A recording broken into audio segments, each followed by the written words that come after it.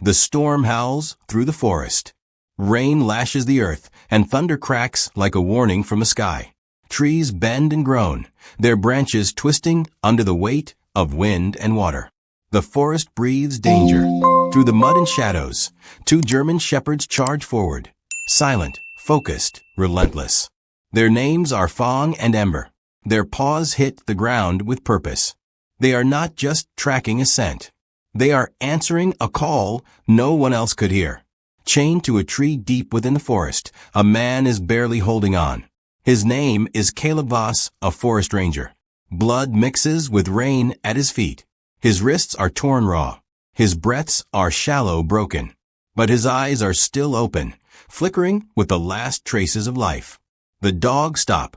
They have found him. They stand over his body, alert and ready. One growls low. The other listens. The storm is not the only danger out here. A whisper escapes his lips. Faint. Cracked. I was left to die until they found me. They weren't just dogs. They were my salvation. And then, without warning, the forest screams back. A burst of gunfire in the distance. A flicker of fire. A scream swallowed by wind. But the dogs do not run. What they do next will make you cry. And if you believe dogs are more than animals, if you've ever felt their loyalty in your bones, then follow this story to the end. And subscribe now. Because this bond is only just beginning. 2 days ago, Caleb Voss, a forest ranger known for his quiet determination, was deep within the heart of Blackthorn Wilderness. A loner by nature, Caleb's only ally in these untamed woods was his sister, Lieutenant Mara Voss, a handler of elite canine search and rescue dogs, Fong, a powerful German shepherd with unbreakable loyalty, and Ember, sleek and precise, with instincts honed to perfection. Caleb had been tracking illegal poachers, his every move methodical, careful, as he closed in on the heart of their operation. His radio crackled to life with a brief but urgent message. Asterisk found their camp. It's bigger than we thought. Asterisk, but then, the transmission abruptly cut off. Mara didn't hesitate. She immediately sent Fong and Ember out into the wilderness. These dogs weren't just trained, they were family. With noses that could track through the most difficult conditions, they were Caleb's best chance, and they knew it. As the dogs ran through the thick underbrush, the camera focuses on their eyes, sharp, unwavering. Eyes that saw things humans couldn't. They were more than just animals. They were his protectors, his saviors. The dogs tracked Caleb's, sent deep into the forest, until they found him. There, chained to a twisted pine, was Caleb, bloodied, battered, barely alive. His body was slumped against the tree, a pool of blood spreading beneath him, and his eyes fluttered weakly. The sight of him was almost too much to bear. Mara reached him first, cutting the chains, her hands shaking as she pulled him into her arms. Caleb's breath was shallow, his voice barely a whisper as he gasped, Asterisk, they're hunting everyone. Asterisk. The reality of the situation was settling in. Caleb's condition was deteriorating rapidly. His breathing was shallow, his body feverish. Time was running out, and they had to move quickly. But as they prepared to leave, the forest seemed to close in around them, the trees whispering with the movement of unseen figures. Fong was the first to sense it. His head turned sharply, his ears flat, his growl low but warning. In the distance, the unmistakable sound of gunfire echoed through the trees. The poachers were getting closer. Ember's nose was already on the ground, her instincts guiding her. She unearthed something buried deep beneath the soil, a knife stained with blood, its hilt marked with the syndicate's brand. It was a chilling reminder that the threat was far from over. And then Caleb's phone buzzed again. His hand reached down weakly, pulling the device from his boot. He unlocked it, and this time, the message that appeared was different. It wasn't a plea for help, it was a statement. Asterisk, Ranger found poacher kingpin. Help. Asterisk, the post had gone viral, spreading like wildfire. It was clear someone was trying to expose the poachers. But what terrified them was the realization that the syndicate would know exactly where they were now. They were coming. Mara's heart sank as she looked at Caleb. She knew the danger they were in. The syndicate wouldn't stop until they had eliminated the threat. And that threat wasn't just Caleb, it was all of them. Caleb, struggling to remain conscious, his voice hoarse and broken, turned to Fong. Asterisk, you knew where I was, didn't you? Asterisk, his words were filled with raw emotion, a quiet gratitude for the unwavering loyalty these dogs had shown him. Fong, standing tall, his eyes burning with determination, nodded as if to say, asterisk, I always know. Asterisk Ember, pressed close to Mara, stood watch. Her presence was a quiet reassurance that, despite the chaos around them, they weren't alone. The dogs were more than just animals. They were protectors. They were family. And they would stop at nothing to keep them safe. The bond between Caleb, Mara, and the dogs was undeniable. It wasn't just the training, the commands, the bond between handler and dog. It was something deeper. The dogs understood their mission before it was ever spoken. They knew what it meant to protect, to fight, to survive. And now, with the poachers closing in, the dogs would lead them into the heart of the storm. Night falls like a suffocating blanket, the storm intensifying, wind howling through the trees, rain hammering down in torrents. Mara, her face set with determination, carries Caleb in her arms. His breath is labored, and every step she takes is a struggle, his weight heavy, his wounds poisoning him further. Yet even in his weakened state, his eyes flicker with the same unwavering resolve that had driven him to expose the poaching syndicate. Flanking her, Fong and Ember remain poised, alert, guardians in the storm. Their keen eyes scan the darkness, their muscles tense, and ready to spring into action at the first sign of danger. Drones hum overhead, their mechanical buzz cutting through the cacophony of the storm. The poachers are tracking them, hunting them down with relentless precision. Caleb, his voice weak and feverish, begins to speak. Asterisk the syndicate, it's led by Elias Crane, a billionaire, a conservationist on the surface, but deep in the wilderness. He's running an empire of illegal poaching. He left me chained up to expose his empire to the world. Asterisk. Mara's heart sinks. She's heard the name Elias Crane before, always whispered in dark corners, always rumored to be a man with too much power and too many secrets.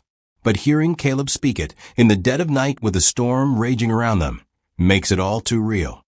And the reality hits her. They're not just fighting for survival. They're fighting against an empire of corruption, built on the blood of innocent animals and the betrayal of those sworn to protect them. The sudden whir of a tranquilizer dart slicing through the air shatters her thoughts. Poachers emerge from the shadows, their night vision masks glowing eerily.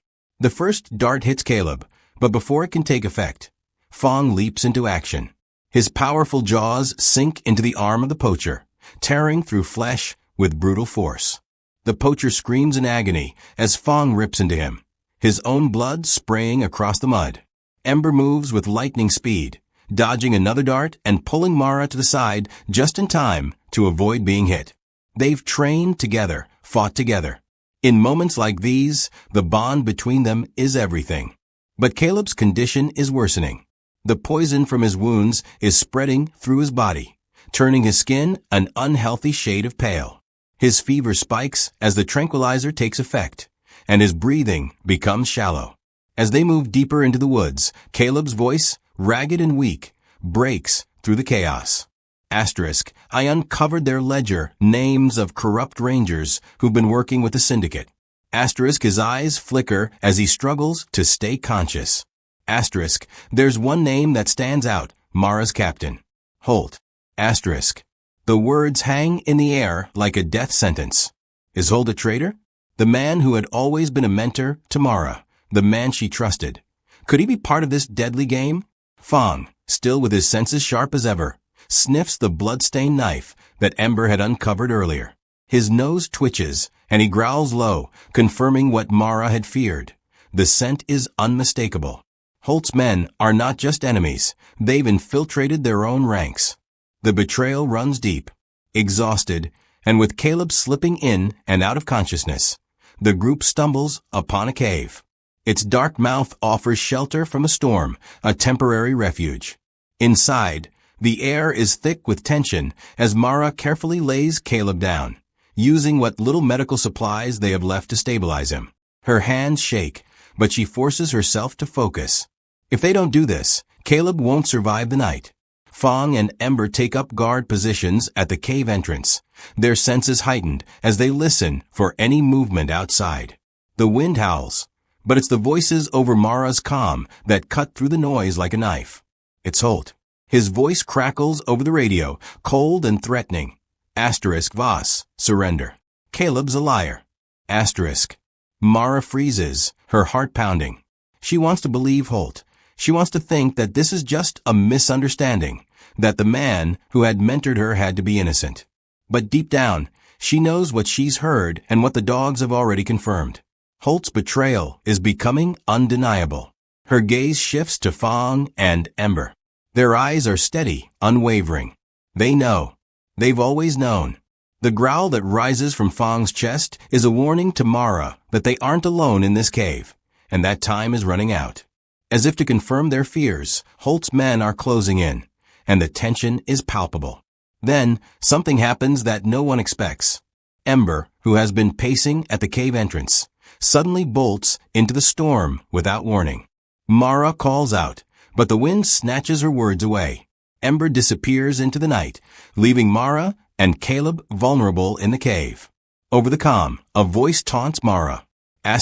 Your dog's done. You're on your own now. But Ember doesn't abandon them. No, she's raided the enemy. Moments later, the dog returns, her sleek form emerging from a storm, dragging a satchel behind her. Mara's heart leaps as she rushes to Ember's side. Inside the satchel are 3 things that will change everything. The antidote for Caleb's poison, a burner phone, and a bloody key. Ember, with her quiet strength and loyalty, had risked everything, not just for her handler, but for all of them. She had gone into the storm, into the heart of the enemy's territory, and returned with their salvation. Mara administers the antidote to Caleb. His breathing steadies, the fever breaks, and color begins to return to his face. The moment is fleeting, but it's enough. The dog has saved him. As Mara unlocks the burner phone, the screen flickers to life. A video plays. It's Elias Crane, grinning like a wolf in sheep's clothing. He's torturing a fellow ranger, his cruelty on full display. And standing beside him, nodding in agreement, is none other than Holt. The betrayal is confirmed, and the realization hits with the force of a freight train. Holt, the man who was supposed to be her mentor, had sold them all out. The poaching syndicate controls everything, the park, the rangers, even those who should have been their protectors. And as the last pieces fall into place, the sound of approaching footsteps echoes through the cave. The poachers are closing in. There's no way out. The air is thick with tension, the storm now a distant memory, but the danger is far from over. Inside the cave, the poachers are closing in, and the dogs, Fong and Ember, spring into action with a primal fury. The dark, chaotic atmosphere becomes their domain. These creatures of instinct and strength are unleashed, and the poachers don't stand a chance. Fong moves first, his powerful jaws sinking into the flesh of one poacher, dragging him to the ground with savage precision. Ember, ever the tactician, weaves through the chaos, her lithe form a blur as she outsmarts the sniper positioned above. She lures him out, drawing him onto a narrow cliff, where the sniper, blinded by the rush of pursuit, steps too far and falls to his death. The silence that follows is deafening, until the thud of bodies hitting the ground fills the air. Caleb, his fever now subsiding, is still weak but determined. He grips his weapon, supporting Mara as they make their way out of the cave. The dogs take the lead, sensing the path ahead, instincts honed by years of training guiding them through the storm. They're not just running for their lives, they're chasing justice. And it's leading them straight to Crane's hidden fortress, a camouflaged mill tucked deep in the forest. Within its steel walls, cages hold the most endangered wolves, animals that had once roamed free, now reduced to tools of profit. But that isn't the worst of it. As they approach, Caleb's voice, weak but urgent, reveals the true horror. Crane isn't just poaching animals for profit. He's weaponizing them. Wolves trained as attack animals for the black market. The magnitude of Crane's operations hits Mara like a punch to the gut. These animals weren't just being killed, they were being manipulated, turned into instruments of violence. The sheer cruelty of it sickens her. Inside the fortress, the wolves are caged, their eyes wild with fear and anger. As Fang and Ember draw near, the alpha wolf, a massive creature, locks eyes with Fang. There's no fear in the wolf's gaze, only recognition. It's a moment of kinship, of two wild souls recognizing each other amidst the madness of men. With a simple motion, Fang springs into action, the force of his body ripping open the cage. As the doors swing open, the wolves, now freed, burst into the fray, driven by a primal hunger for freedom and vengeance. The poachers, stunned and unprepared, are overwhelmed. Chaos erupts as the wolves, led by their alpha, tear through the mill, taking down every poacher in sight. The mill, once a symbol of Crane's empire, now becomes a battleground, one where the animals reclaim their agency. Mara, with Caleb barely able to stand, finds herself face to face with Holt, her former mentor. His eyes are wide, filled with fear, his hands trembling as he tries to back away. "Crane owns us all," he admits, his voice strained with the weight of guilt and betrayal. The truth has shattered everything. Holt, the man who had mentored Mara, had been just as much a part of Crane's network of corruption as anyone. But the moment of reckoning is here, and there's no escaping it. With a swift motion, Caleb disarms Holt, his rage finally overcoming the fever that had plagued him. But before they can process what's happening, the true monster emerges. From the shadows, Crane unleashes a massive wolf, a creature the size of a small horse, its spiked collar glinting under the dim light. It's not just an animal, it's a weapon bred for death. The wolf charges, its jaws snapping. But Fang, fearless and protective, launches himself into the air, meeting the beast with a ferocity that only a creature like him could muster. Teeth clash, fur flies, and the two wolves tumble through the air, locked in a brutal battle for dominance. Ember, always the strategist, is at Fang's side, circling the beast, waiting for the right moment to strike. In the chaos of the battle, Mara takes the opportunity to draw her weapon. With a steady aim, she shoots Crane in the leg, sending him crashing to the ground with a scream of pain. But even as he writhes in agony, he's not done.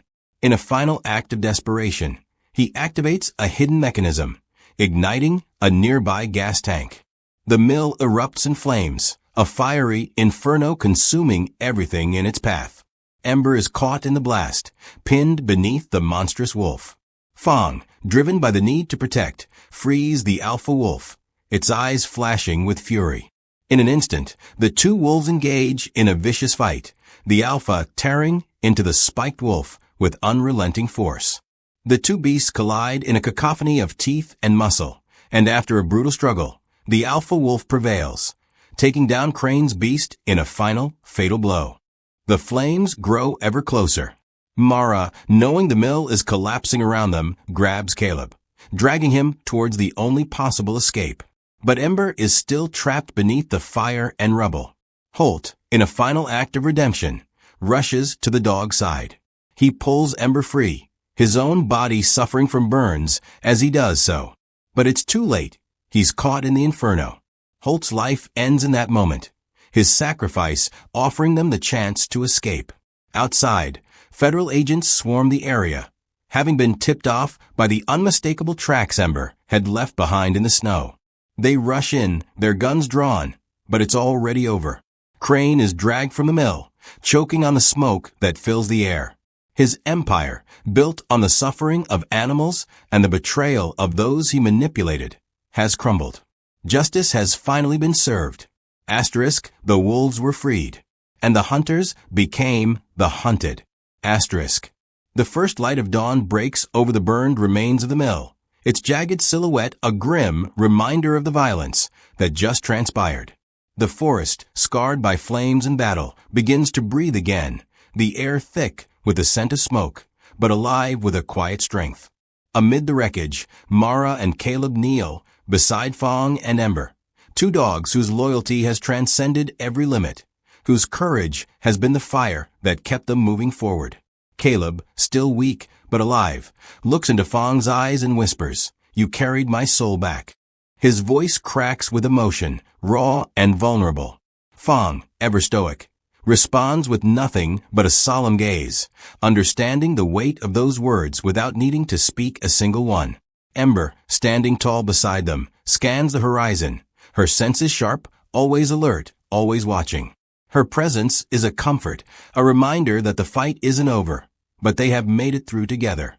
Mara, her face lined with the toll of the battle, kneels down beside Holt's ashes. She places her badge into the earth, a simple yet profound tribute to the sacrifices made. Holt had been a mentor, a friend, but in the end, the price of loyalty was his life. Her grief is deep, but there's also peace. She acknowledges the cost, but she also knows it's done. The forest has been saved. Fang nudges a wolf pup with his snout, the same wolf that had once been caged, once enslaved like the dogs. Now free. Mara watches as the wolf pup nuzzles Fang's neck, a quiet bond forged in the fires of battle. The pack has been liberated, and now it, too, will find its place in the wild.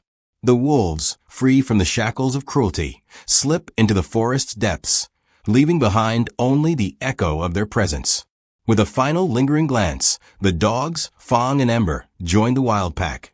They run through the forest, their legs strong and sure, their bodies moving as one with the wind. There is no leash, no chain, no cage. Just freedom, pure and untamed. Together, they reclaim their rightful place in the world. The forest, once shattered, now begins to heal.